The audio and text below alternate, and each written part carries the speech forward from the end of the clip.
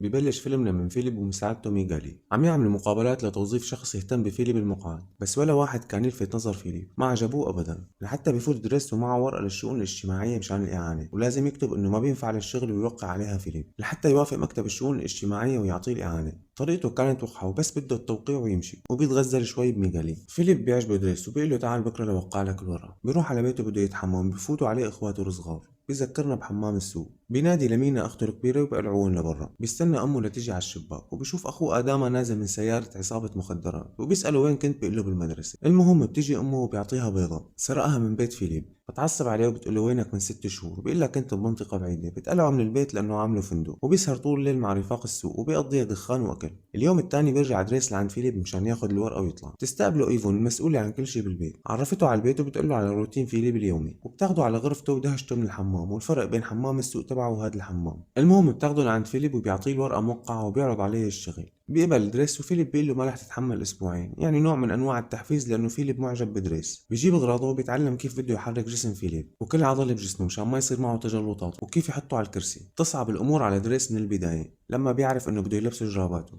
بس وافق على مضض. بيتعود دريس على روتين فيليب بغض النظر عن حقل التجارب اللي عم يعملوا عليه بإبريق الشاي. بيزبط له البريد، بس في رسائل ممنوع يقرب عليها. بيقول له امور شخصيه بعدين بقراها. اليوم الثاني بعد تاخير دريس بالحمام، فيليب بده يروح على معرض رسم. بيطلعوا بالسياره وبكون جارهم صافف في وش الباب وعم يحكي بالتليفون. بينزل له دريس وبيفهمه بالحسنى انه ممنوع تصف هون. المهم بيصلوا للمعرض وبيشتري لوحه ما بتعجبه لدريس ابدا، يلي بيشوفها قطعه قماش عليها لون احمر. بعدين بيطلعوا فيليب بيقابل قريبه يلي بينصحه يبعد عن دريس لانه عنيف وسوابق. فيليب بيرفض لأنه دريس حسسه إنه إنسان طبيعي. بيرجع دريس بيحاول مع ميغالي، حاطط عينه عليها، ناوي ما يخلص الفيلم إلا ويكون مزبطها. بعدين بنشوف إيفون عم تخبر دريس عن الرسائل الخاصة يلي بتكون لمرة اسمها إلينورا، وما قابلها أبدا، علاقتهم بس بالرسائل. بالليل بيسمع دريس باللاسلكي صوت فيليب عم يصرخ. بيقعد جنبه وبيهديه. فيليب بيرتاح شوي، بس بيرجع بيعيط وبيقول له بدي أطلع لبرا. بياخده فورا وبيتمشوا. فيليب بيكون مبسوط كتير وبيقول له من سنين ما شفت باريس بالساعة 4 الصبح. بيشربوا سيجارة حشيش، وببلش فيليب يحكي عن مرته وكيف التقوا هن طلاب، والحمل اللي ما كان يتم ل5 مرات بسبب مرض ميؤوس منه.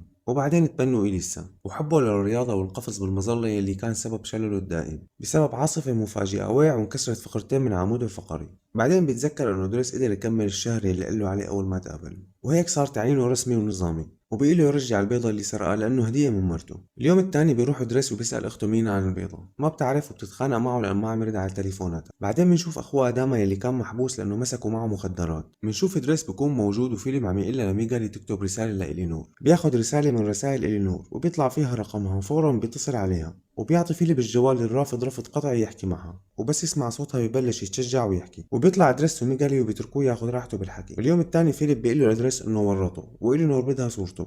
دريس بشجعه وبيلاقي له صورة مو مبين فيها الكرسي، وعلى أساس بده يبعتها، بس بيقول لها لإيفون تكبها وتحط صورة قديمة قبل الحادث. بهالوقت دريس بيكون صار فنان وبده يرسم. بتفوت عليه إليسا بدون إذن، بيعصب عليها وهي بتتمسخر عليه لأنه عم يرسم. بيروح وبيقول له لفيليب إنه إليسا وقحة وما فيها أدب أبدا، وبتوافقوا إيفون. بنشوف الأيام عم تمضي وصداقتهم عم تكبر، حتى بياخدوا وبيلعبوا تلج سوا. المهم صار عيد ميلاد فيليب وهو ماله حابب هالشي أبدا، لأنه بيجوا مشان يشوفوه إذا لساته عايش، والأجواء بتكون مملة والموسيقى كلاسيكية. بهالوقت بكون فيليب باع لوحة دريس لقريبه ب 11,000 يورو. الجو العام قمة الملل. دريس بيشغل موسيقى حديثة وكله بيرقص، وفيليب مستمتع ومبسوط. بتخلص الحفلة وهدية دريس بتكون موعد مع إلينور وصورتها كمان. بيلبسوا وبيحللوا دقنه وبياخدوا على الموعد مع إيفون وبيتركهم وبيروح. بعد انتظار ساعة فيليب بيتصل بدريس وبيقول له يجي ياخده لأنه إلينور ما إجت. هو بيطلع وهي بتفوت وما بيلتقوا ببعض. واليوم الثاني بياخدوا وبيروحوا وبيعملوا قفز مظلة مع بعض، وهي اللحظات ما رح ينساها فيليب بحياته. فيليب سهران مو جاي ينوم، بيسأل دريس عن عيلته. بالبداية ما بيحب يحكي شيء، بس بعدين بيقول له إنه آداما مو أخوه، هو ابن عمه، وعمته يلي ربته. جابوه صغير من السنغال لهون لما كان عمره 8 سنين. المهم دريس بيكون خلص وبده يطلع مع أخوه ليهتم بأمه، وبيكون فيليب عين واحد بداله ممل جدا وماله حابه أبدا، ونفسيته بترجع لورا وماله مبسوط أبدا، ومشتاق لدريس اللي كان محسسه إنه إنسان طبيعي. تمرق الأيام ودريس بيرجع لحياته الطبيعية للسهر والحشيش مع رفقاته، وبشوف سيارة اللي ورطوا أخوه بالمخدرات، وبينبه عليهم وبيحذرهم ما يقربوا على أخوه،